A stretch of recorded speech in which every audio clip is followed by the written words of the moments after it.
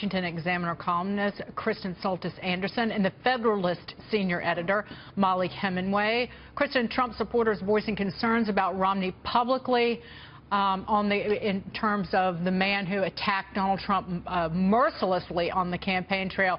Is there really any possibility on God's green earth that he gets that job? It's going to come down to one person, and that's Donald Trump. And if he and Mitt Romney had a conversation where they discussed their views of how the world is shaping up and what America's role in it should be, and they overlapped, then sure, I can see a way that Donald Trump would reach out and prove that he's not, you know, the media always portrays Donald Trump as being very petty, very thin-skinned. By choosing Mitt Romney, he would push back on an awful lot of that. But I think it really needs to come down to the qualifications and whether Mitt Romney could faithfully execute the vision that the newly elected president would have for America's role in the world. If they've discussed that and they've come to an agreement, then sure, I think Mitt Romney should be in the mix. Mollie, what do you say?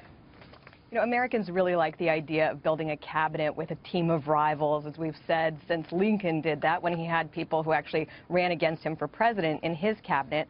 There is a risk to this. I mean, Mitt Romney's qualifications are unquestionable. He is a great statesman. His foreign policy instincts are great.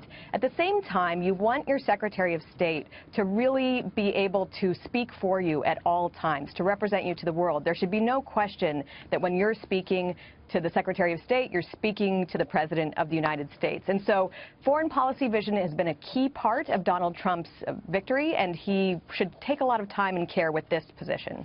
Anthony Scaramucci, this is just from the outside looking in. Yeah. You have your most critical advisors, the people who got you elected, calling out Mitt Romney. Can I just ask these guys a question? Yeah, sure. I wanted you to give us information. Yeah, but if you guys were on the transition team, so you would recommend Governor Romney? I would wholeheartedly. And the reason why I would is because, look, the world right now there's a lot of geopolitical change that's very scary. You've just had elections in Moldova, Bulgaria, where you've got kind of Kremlin-friendly folks getting elected. You've got Kim Jong-un in North Korea and political instability in South Korea that make things pretty scary. You've got ISIS popping up in Pakistan now. If Donald Trump decides he wants to rip up the Iran deal, you're going to need a Secretary of State who can go to our European allies and work with them on what the world looks like in the post-Iran deal world. I mean, there's so many challenges that this new administration is going to face. And I think, you know, there are lots of positions that administrations can pick because someone was loyal, someone was a friend. You know, give your cushy ambassadorships to someone who was a loyal supporter to the end. But for Secretary of State, as Kellyanne Conway mentioned, the most perhaps important position that this administration is going to have, I think it's got to be someone who can get the job done. Now, if Mitt Romney's qualifications or if his vision for where America sits in the world mean that he's not the person, then fine. But I don't think that that seems to be the case. I think the allegations against him now are about campaign loyalty, and I really think that should be secondary. Anthony, I want to get you. Just I want to know what you think.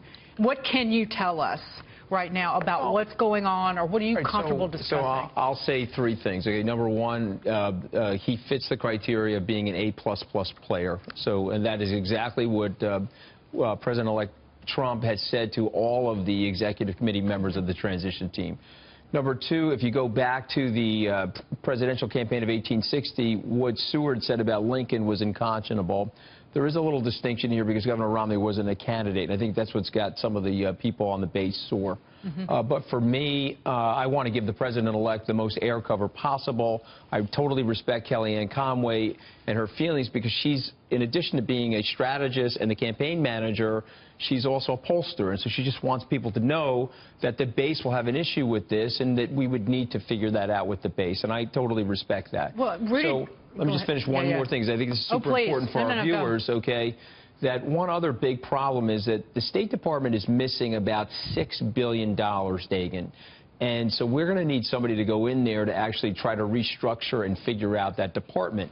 And I really think that Governor Romney has that skill set, Rudy Giuliani has that skill set. There are other players that mentioned. But for me, I would really want to put aside the partisanship and the bickering that took place prior to the election and focus on what's in the best interest of the American people. And I think that President-elect Trump is doing that every single day. I'm actually very proud to be serving him because if you hear his commentary inside the room, you'd be very impressed. The American people would be very impressed at his process, his diligence, his decision-making. Is there tension between Donald Trump and Kellyanne Conway? Absolutely not.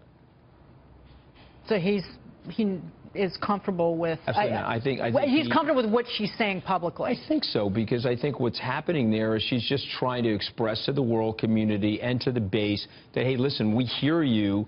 As a person who has unbelievable polling experience, she has her pulse on the situation, and people would be sort of, you have to remember, 3 weeks ago, we didn't know if we were going to win the election or not. I mean, the only person in the campaign, honestly, that thought we were 100% going to win was Donald J. Trump. Everyone else had a little bit of trepidation. And if you weren't going to win, the Never Trump movement was certainly not helping us to win. But it's over now. We have to look at this thing as holistically on behalf of the American people. Monica Crowley knew. I sat next to her coming back from Las Vegas. Monica, she knew. Monica knew 18 months prior to the election. She did. She called it, and she was firm. I sent that tweet out at 3 a.m. in the morning on Wednesday. Hats off to Monica Crowley for seeing this thing 18 months ago. And never wavering. And never wavering. Can I put you on the spot real quick? We had up the people who are in the running for the job: Mitt Romney, Rudy Giuliani, John Bolton, and Bob Corker. Bob Corker was up there. Are there any more people? And you don't have to name names, but are there more people who are in the running for the job? In the press, General Petraeus has been mentioned as well. I mean, I think here's the thing that the American people need to know, that there's an extraordinary process going on for these people, whether it's Department of State, Department of Defense, or even Treasury.